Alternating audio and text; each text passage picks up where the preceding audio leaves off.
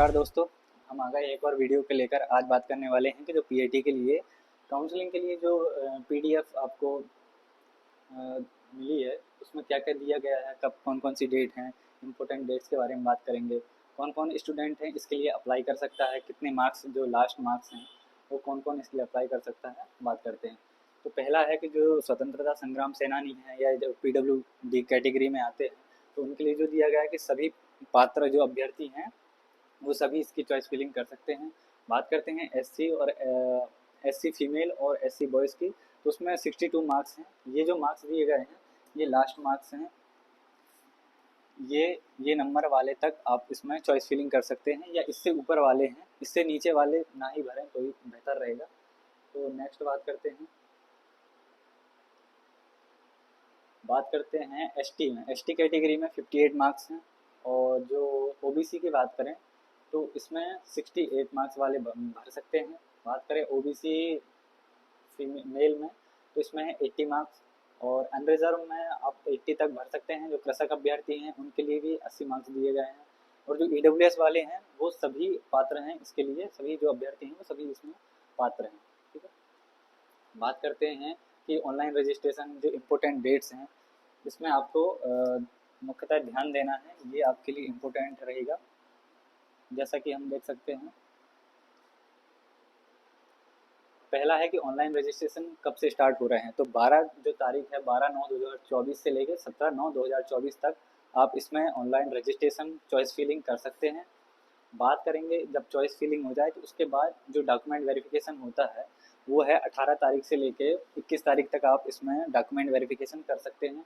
इसमें कुछ सेंटर्स दिए हुए हैं जो हम आगे बात करेंगे कि आप किन किन सेंटर्स में जाके आप इसमें डॉक्यूमेंट वेरिफिकेशन करवा सकते हैं।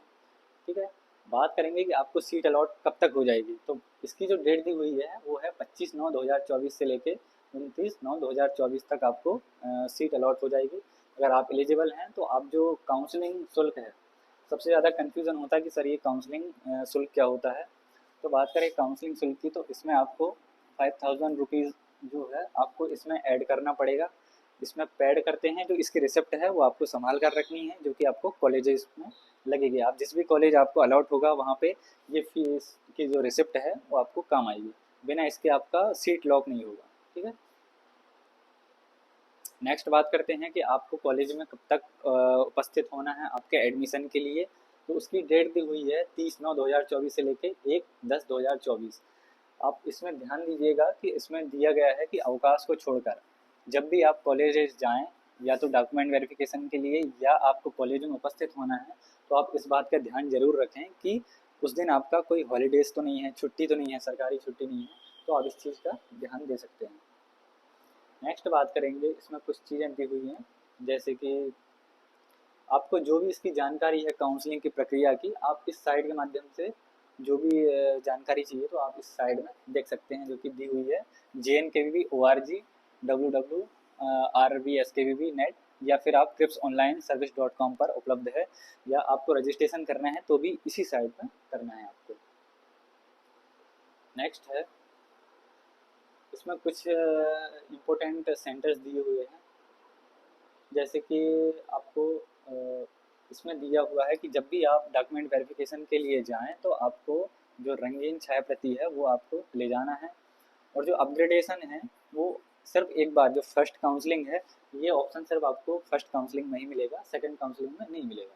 ठीक है, और बात करेंगे कि अगर फर्स्ट काउंसलिंग में जो रिक्त अगर सीट खाली बच जाती हैं तो बाकी सीटों की जो जानकारी है वो आपको दोबारा इसी साइट पर मिलेगी। आप इस साइट में आप विज़िट कर सकते हैं, तो और कहीं से नहीं मिल सकेगी, आपको इस साइट में विज़िट करना है ताकि आपको जो रिक्त सीटें हैं वो मिल सकें आपको। ठीक है, अगर आपका फर्स्ट काउंसलिंग में नहीं होता है तो आप सेकंड काउंसलिंग भी अप्लाई कर सकते हैं। नेक्स्ट बात करते हैं कि आपकी काउंसलिंग के लिए जो इसमें 6 स्टेप दिए हुए हैं कि इसमें कैसे कैसे आपको करना है, फर्स्ट स्टेप क्या होगा। तो बात करेंगे पहले स्टेप की। बात करते हैं कि ऑनलाइन रजिस्ट्रेशन, आपको एक जो साइट दी हुई है www.cripsonline.com, ये इस साइट पे आपको जाना है और आपको रजिस्ट्रेशन करना है। इस रजिस्ट्रेशन में आपको एक पासवर्ड मिलेगा, एक आपको जो पासवर्ड मिलेगा आपको उसको संभाल के रखना है, क्योंकि ये लॉगिन आईडी और जो पासवर्ड बनेगा आपका वो आगे काम आने वाला है। जब भी आप इसमें आपको सीट अलॉट होगी, आपको पेमेंट करना है, बाकी सब चीज़ें इसी में आपको मिलेंगी। बात करते हैं कि चॉइस फिलिंग।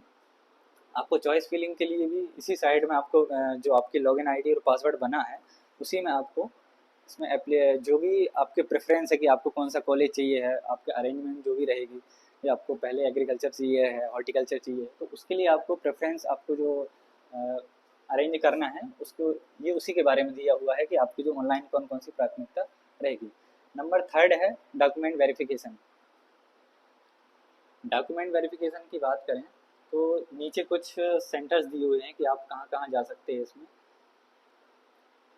इसमें दिया हुआ है कि आपको 550 रुपये आपको शुल्क देना है, जो कि नॉन रिफंडेबल रहेगी। बात करें डॉक्यूमेंट वेरिफिकेशन में कौन कौन से आपको डॉक्यूमेंट ले जाना है, ये मोस्ट इम्पोर्टेंट है कि आपको क्या क्या ले जाना है। पहला है पीएटी का स्कोर कार्ड, दूसरा है 10th मार्कशीट, 12th की मार्कशीट, जाति प्रमाण पत्र, आय प्रमाण पत्र, मध्य प्रदेश का जो मूल निवासी है, अगर आप एमपी से हैं तो आपको ये ज़रूरी है लगाना। कृषक प्रमाण पत्र, यदि आपके पास है कृषक प्रमाण पत्र तो आप लगा सकते हैं। स्वतंत्रता संग्राम सेनानी, गैप प्रमाण पत्र। गैप प्रमाण पत्र क्या होता है, जब आप 12th के बाद अगर आपने 1 साल का ड्रॉप लिया है या 1 साल का गैप है तो आप इसे अपने तहसील से बनवा सकते हैं। अगर आपका ईडब्ल्यूएस है तो आप ईडब्ल्यूएस लगा सकते हैं, पीडब्ल्यूडी का लग जाएगा। और मेन मुख्य है जो आपका ऑनलाइन जो प्रिंट आउट है और आवेदन जो किया था उसका प्रिंट आउट और पावती आपको लगेगी। ये सब चीज़ें। हाँ, एक बात और है कि आय प्रमाण पत्र के लिए आपको देखना पड़ेगा कि इसकी डेट, ये 3 साल वैलिड रहता है। अगर ये आपका जो है एक्सपायर हो गया है तो आप नया बनवा लें, नहीं तो आपका रिजेक्शन हो जाएगा, रिजेक्ट हो जाएगा आपका जो भी वहाँ पे फॉर्म है चॉइस फिलिंग। नेक्स्ट बात करते हैं आपको कौन कौन से यहाँ पे सेंटर दिए हुए हैं।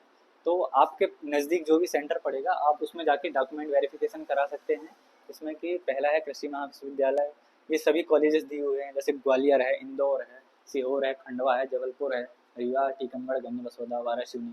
आप इन कॉलेजेस में जाके अपना जो भी वेरिफिकेशन है वो आप करवा सकते हैं।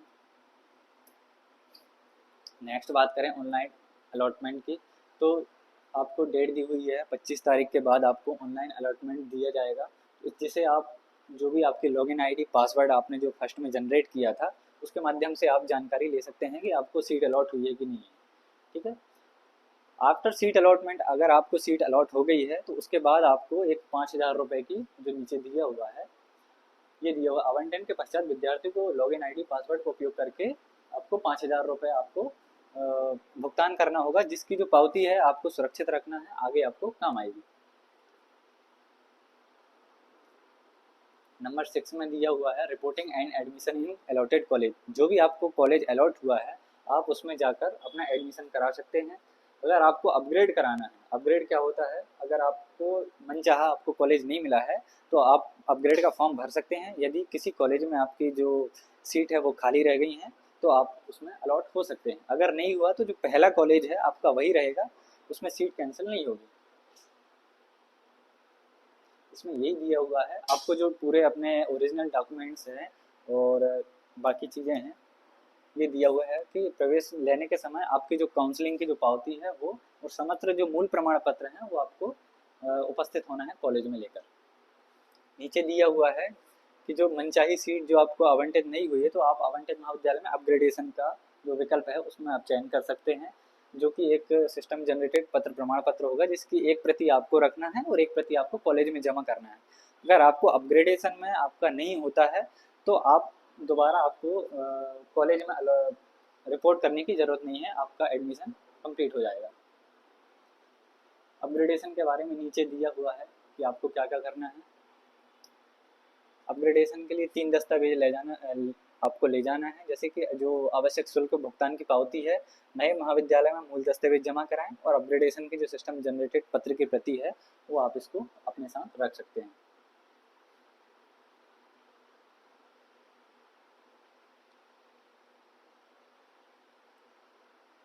तो ये रही आपकी काउंसलिंग की प्रोसेस पूरी। अगर आपको ये पीडीएफ चाहिए है तो आप ये साइट में विजिट करके आप ले सकते हैं, या डिस्क्रिप्शन में आपको लिंक दी हुई है, आप वहाँ से इसको डाउनलोड कर सकते हैं। अगर आपको कोई भी डाउट है तो आप कमेंट में पूछ सकते हैं। थैंक यू, मिलते हैं नेक्स्ट वीडियो में।